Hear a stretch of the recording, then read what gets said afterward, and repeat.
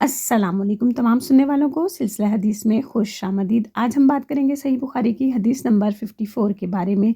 यही हदीस मुबारका सही बुखारी में हदीस नंबर 1 के साथ भी मुंसलिक की गई है। तो चलिए आइए चलते हैं हदीस मुबारका की तरफ और फिर इसके बाद हदीस की मुख्तसर वजाहत भी बयान की जाएगी। हदीस नंबर 54। हज़रत उमर रज़ी अल्लाह ताला अन्हु से रवायत है, रसूलुल्लाह सल्लल्लाहु अलैहि वसल्लम ने फरमाया, आमाल का मदार नियत पर है।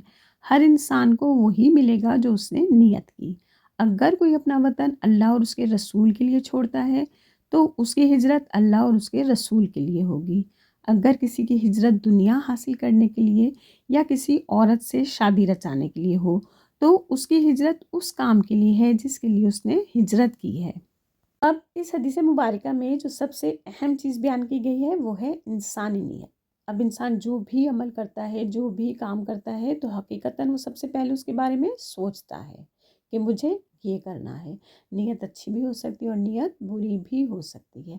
तो इस हदीस मुबारका में भी नबी पाक सल्लल्लाहु अलैहि वसल्लम ने यही फरमाया है कि इंसान की जैसी नीयत होगी वैसा ही इंसान रोज़े हशर उसका मुआवजा हासिल करेगा। और साथ ही फरमाया कि अगर कोई अपना वतन अल्लाह और उसके रसूल के लिए छोड़ता है तो उसकी हिजरत अल्लाह और उसके रसूल के लिए होगी। अब यहाँ नबी पाक सल्लल्लाहु अलैहि वसल्लम ने हिजरत का लफ्ज़ क्यों इस्तेमाल किया है? हिजरत तो हम सभी तकरीबन जानते हैं कि किससे कहते हैं।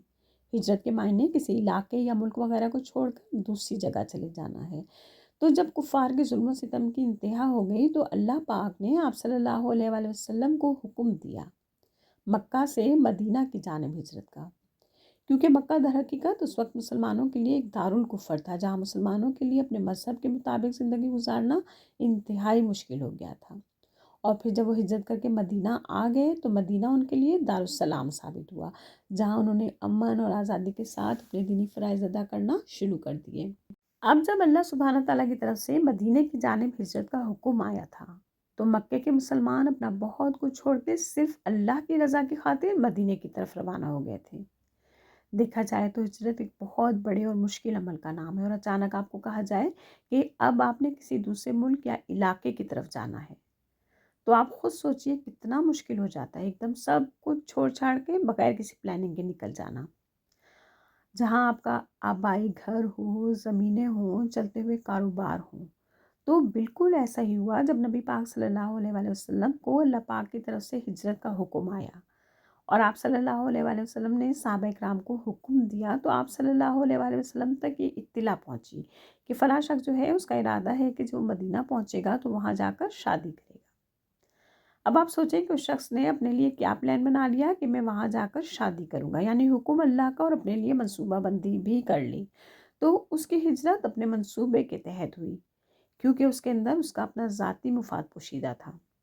तो इसीलिए नबी पाक सल्लल्लाहु अलैहि वसल्लम ने फरमाया अगर किसी की नीयत दुनिया हासिल करने के लिए या किसी औरत से शादी रचाने के लिए हो तो उसकी हिजरत उसी काम के लिए है जिसके लिए उसने हिजरत की है।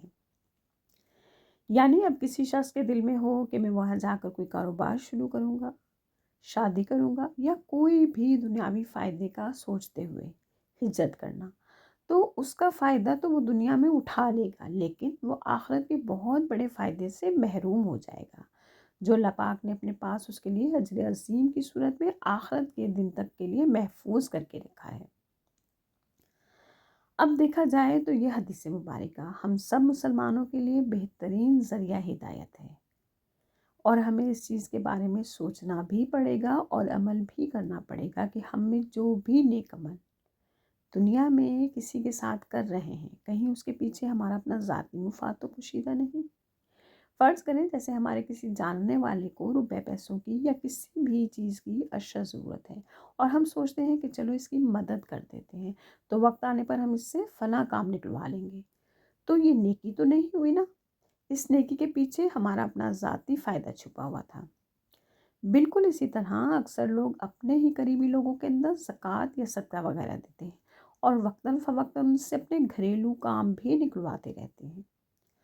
तो गुरबा की मदद और उनकी ज़रूरियात पूरी करने का जो अजर अल्लाह सुब्हान ताला ने अपने पास कई गुना करके रखा है, इस अजर को दुनिया में ही ज़ाया कर बैठते हैं।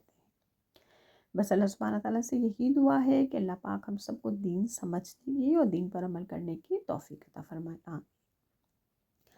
اگر ویڈیو پسند آئے تو اسے لائک اور صدقہ جاری کے طور پر شیئر کرنا نہ بھولیے گا، اور اگر چینل پر نئے ہیں تو براہ مہربانی چینل کو سبسکرائب کرتے جائیے. اس کے ساتھ ہی اجازت دیجیے، انشاءاللہ پھر ملتے ہیں. اللہ حافظ.